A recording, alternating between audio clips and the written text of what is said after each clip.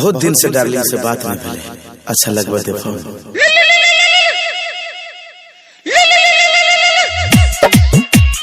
Hello ए क्या हाल खबर? अगर जोर से बात करो। अरे की भेलो की भेलो से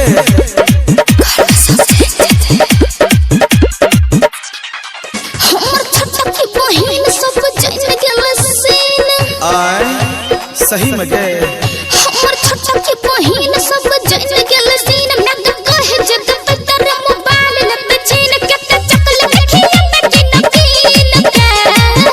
के मोबाइल मिक्स रखी हा ओकरा ल हम गिफ्ट ल के आबै छी रे कौन गिफ्ट जींस टॉप लाली टॉप खपा खप दब तोरा बहिन के जींस टॉप लाली टॉप खपा खप दब तोरा बहिन के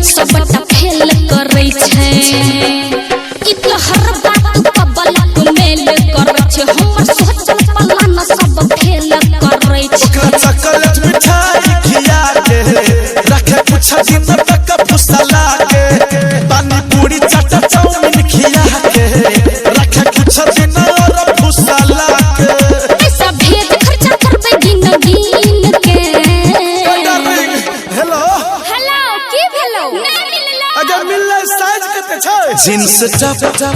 लाली टॉप खपा खप दब तोरा बहिन के जींस टॉप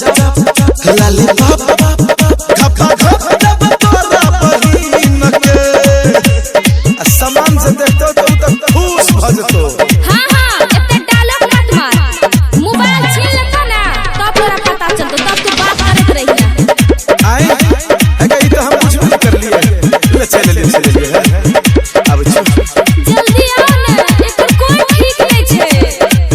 एकर भरोसा नहीं छे केकरो कह देते घर में जाई जते सब की कहते एकर भरोसा नहीं छे केकरो कह देते मलिक रात से आ जाइया रे की कहते मैं बाबू के क्रिया खिया दे मैं तो हमारा सब बात करवा दे मैं बाबू के क्रिया खिया दे मैं तो सहनु सब बात करवा दे उत लफड़ा पढ़े तो तोरा चीन के हम हो केकरो से कम छिए स्टूपिड जींस टॉप लाली टॉप खपा खप दब तोरा बहिन के जींस टॉप लाली टॉप खपा खप दब तोरा बहिन के। अच्छा घपा घप बुझला नहीं गे दूधिया बर्फ